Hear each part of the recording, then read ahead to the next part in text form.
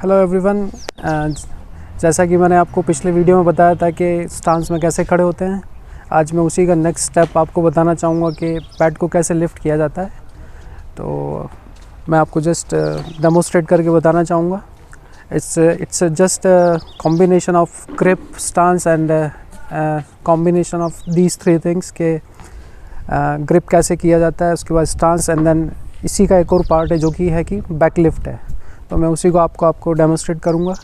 तो let's come, चलो बैठ नीचे रखो।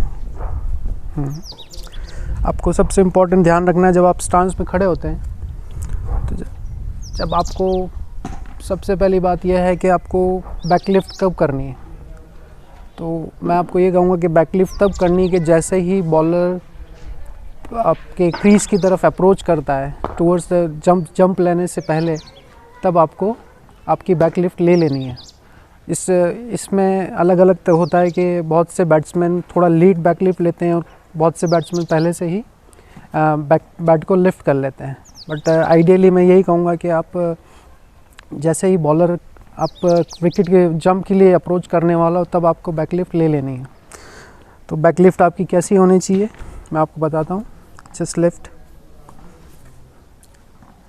बैक लिफ्ट में आपको ये चीज़ ध्यान रखनी है, आपका शोल्डर, आपकी एल्बो ये टुवर्ड्स द बॉलर होनी चाहिए। आपका बैट, आपको ये ध्यान रखना है कि आपका बैट आपकी बॉडी के लाइन के अंदर नहीं जाना चाहिए। आपका बैट हमेशा slip towards the first second slip से आना चाहिए। जैसा कि मैं आपको ये करके बताता हूँ। यहाँ पे जैसे ही रिस्ट ब्रेक होती है तो आपका बैट नीचे आ जाता है, तो आपके शॉट में पावर नहीं आएगी। अगर आप अपनी रिस्ट को कॉक रखते हैं तो आपका बैट आपके शोल्डर लेवल तक ऊपर आ जाता है और आपको शॉट में पावर मिलती है। तो आपको बेसिकली इन चीज़ों का ध्यान रखना है कि ये आपका हेड, शोल्डर, एल्बो ये सब आपके स्ट्रेट रहने चाहिए टुवर्ड्स द बॉलर। आपके एल्बो और बॉडी के बीच में जो गैप रहना चाहिए,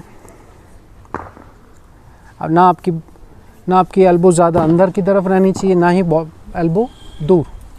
तो ये बहुत ही बेसिक प्रॉब्लम आती है बच्चों में स्पेशली।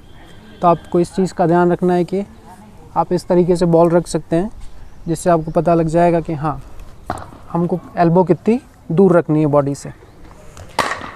इसी पोजीशन को मैं आपको साइडवेज से बताऊंगा डेमोस्ट्रेट करके। जैसा कि मैंने अभी आपको बताया कि फ्रंट ऑन से, उसी तरीके से मैं आपको साइड ऑन बताना चाहूँगा कि बैक लिफ्ट की पोजीशन क्या होनी चाहिए। तो ये आप देख सकते हैं, आपकी रिस्ट कॉक रहनी चाहिए। आपका बॉटम एंड देखेंगे आप, बॉटम एंड की पोजीशन बहुत बेसिक प्रॉब्लम होती है जिसमें बच्चे पूरी तक बॉटम एंड को बहुत ज़्यादा टाइट कर लेते हैं। तो ये स्पेशली इस चीज़ का ध्यान रखिए कि वो फर्स्ट 2 फिंगर्स एंड थंब से होल्ड करके रखें जब वो बैट उठाते हैं। बैट का फेस बिल्कुल बंद नहीं होना चाहिए और बिल्कुल ओपन नहीं होना चाहिए। बस इतना ध्यान रखें कि बस हाफ। यहाँ पे आप देख सकते हैं कि एक बन रहा है, फिगर बन रहा है 9 का।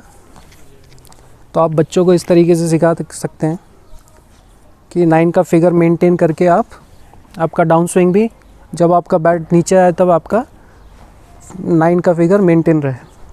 इसमें आप देख सकते हैं कि बैट की पोजीशन क्या है, बैट कितना ऊपर आया है, रिस्ट कॉक है कि नहीं है, शोल्डर बैलेंस्ड है कि नहीं है। तो बेसिकली आपको इस तरीके से आपको अपना बैट लिफ्ट करना है। आई होप आपको ये वीडियो हेल्प करेगा। जो मैंने की पॉइंट्स बताए हैं आप उस पर वर्क करें, और I wish you very best of luck and keep working hard. Thank you.